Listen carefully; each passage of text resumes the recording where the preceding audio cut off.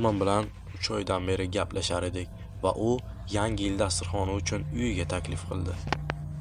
Uning uyi shahardan chiqqandan keyin 2 soatcha masofada joylashgan edi. Bu joy tong otganda ham biroz qorong'uroq turardi.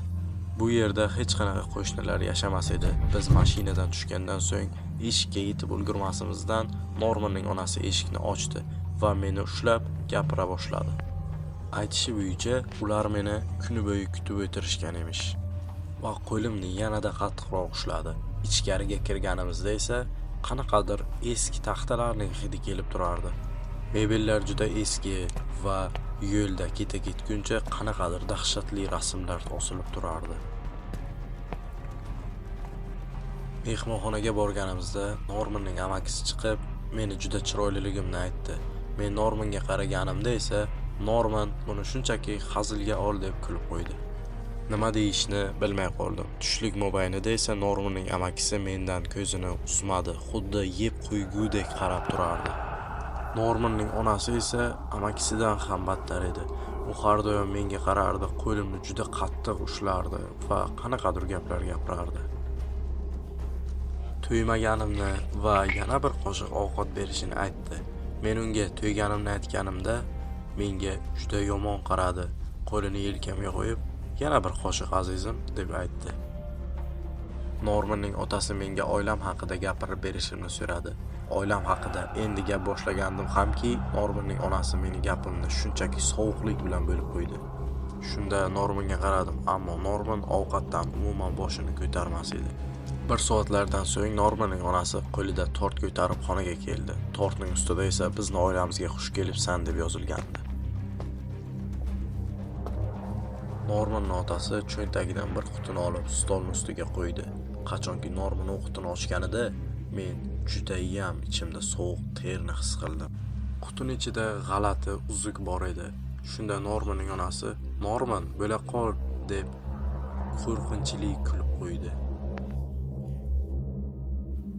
Norman mendan turmushga chiqish haqida so'radi. Men "Norman, shunchaki axir endi 3 oy bo'ldi" deb aytganimda, Norman "Ha, sen bilasan deb qanaqadir g'alati gapira boshladi. Men Normanga bu narsa bo'lishi mumkin emas deganimda, uning onasining yuzi juda o'zgardi va menga "Sen uni qizisan, shundaymi?" dedi. Men "Ha" dedim va "Sen unga turmushga chiqishing kerak" dedi. Men shunchaki vaqt kerakligini aytganimda, "Qanaqa vaqt?" deb so'radi.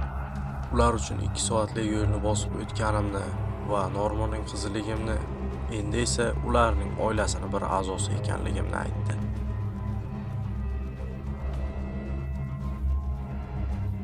Normanning amakisi o'rnidan turib, meni haqorat qildi. Men shunchaki joyimdan turib ketmoqchi bo'lganimda, Norman qo'limni juda qattiq ushladi va uning otasi ketadigan eshikni yopib qo'ydi. Normanning onasi orqamda turgandi. Norman esa meni qo'limdan juda ham qattiq ushlab olgandi. Men ko'zimda yosh bilan uyga ketkim kelayotganini, qo'yib yuborishlarini yolvorib so'radim.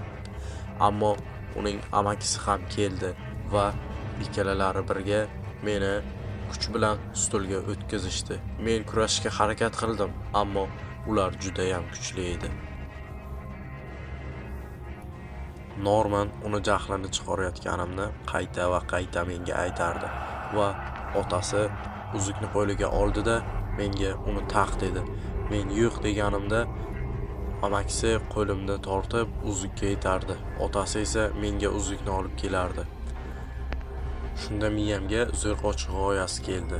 Men ota-onam bu yerda bo'lishlari kerakligini, ular buni ko'rishlari kerakligini va bu bizning an'anamizligini aytdim va iltimos qilib yolvorib so'radim. Normanning onasi esa shunchaki bizga ular umuman kerak emas dedi. Men esa "Yo'q, iltimos, axir bu bizning an'anamiz. Men bu voqeani ota-onam ko'rishlari kerak" deb aytdim. Normanning yuzi tezda o'zgarib ketdi va uning amakisi men yolg'on gapirayotganimda meni tezroq o'ldirish kerakligini qayta va qayta oilaga aytardi. Men esa yolg'on gapirayotganim yo'q dedim va shunda Norman rozi bo'ldi.